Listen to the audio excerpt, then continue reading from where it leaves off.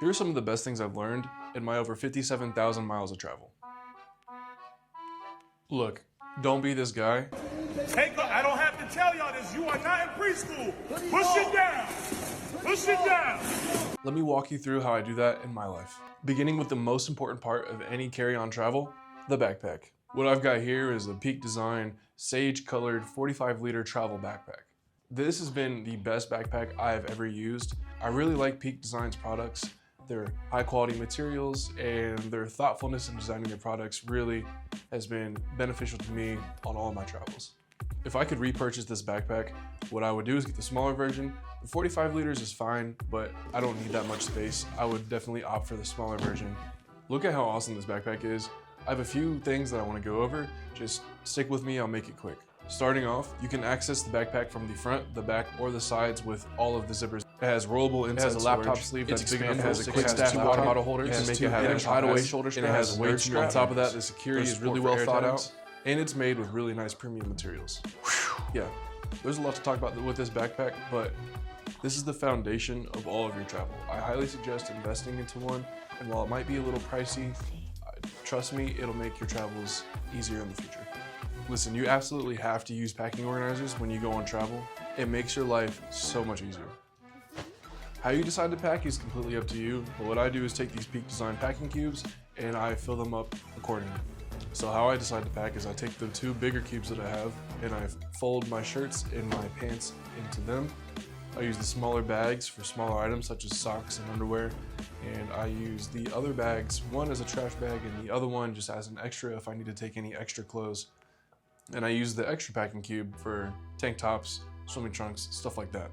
What I will suggest is that when you're out and about, you use one of your packing cubes as a laundry bag, so to speak, so all of your dirty clothes would go in there, and that kind of separates your dirty clothes from your clean clothes. Another thing that is often overlooked is having a bag for all of your toiletries.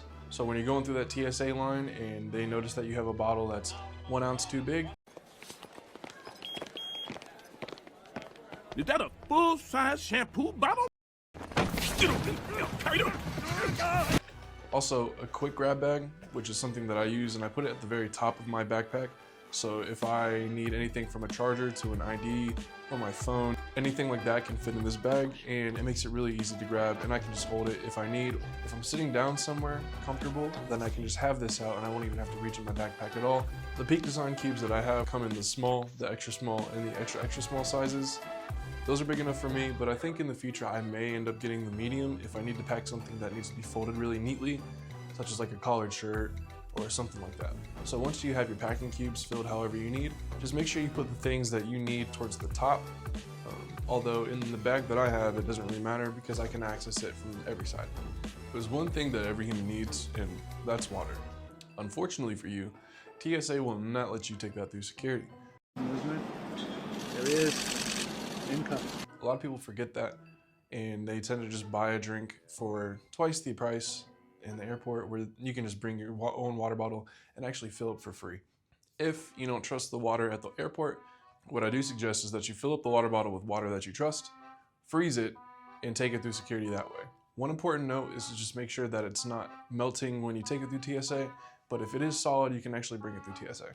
One thing I'm sure that you don't forget about is your charger, but one thing I can suggest is getting a charger with 2 ports. The reason I say you get 2 ports is because you can charge 2 things at once. Whether that's my phone, my headphones, my computer, whatever the need be, I can charge it all through one outlet. Because I don't want to hog outlets from other people, but they love to hog outlets from me. What I would love to invest in the future is a power bank. I don't have one picked out yet, but when I do have the money, I will pick up a power bank, and I won't even have to worry about the outlet at all. One thing about the airport is that it's busy and it's stressful. You may relate to this, but if you don't have headphones, it is impossible to escape it. So one thing is non-negotiable for me. Just make sure you have a solid pair of noise-canceling headphones, whether that's AirPods Pro, or if you're using, like me, the Sony XM4s. They do a great job of canceling out all the noise, and they provide great sound quality on top of being super light, and they have a really long battery life. They've worked perfect for me on planes, but I alternate between those and the AirPods Pro. And there's a couple things to think about before you go travel anywhere. Just make sure you're using the airline's mobile app. Not only do you get your boarding pass, but you get any updates associated with gate changes or delays. Additionally, if you use flight miles for whatever airline, then you can get those miles as well. Another thing that's a non-negotiable for me is downloading music, so I make sure to have at least 40% of my playlist downloaded so that in the future, I can listen to the 2 songs on repeat all the way until my destination. One app that you may not know about is Flighty. It's great. It does all the things that your airline app would do, and so you can kind of forego that. As long as you have your passport on your phone, I highly suggest doing that. But Flighty will give you gate updates, the route you need to take from one gate to another on connecting flights. It'll give you delays and random statistics such as how far you've flown ever. Finally, the last thing I love to do before flights is downloading YouTube videos. I love being on YouTube, I love watching YouTube, so for me, YouTube Premium is a must. So I download as many videos as I can, and I watch those on my flight when I am tired of listening to music. So that's about everything I utilize on a quick trip to go see my friends or family on a long weekend. Figuring out what you need to do on a short trip like this doesn't take a rocket scientist, but sometimes having a place to start like this video can be pretty helpful. If you like the video, please leave a like. And if you want to follow me on this video making journey, please subscribe. But until the next video,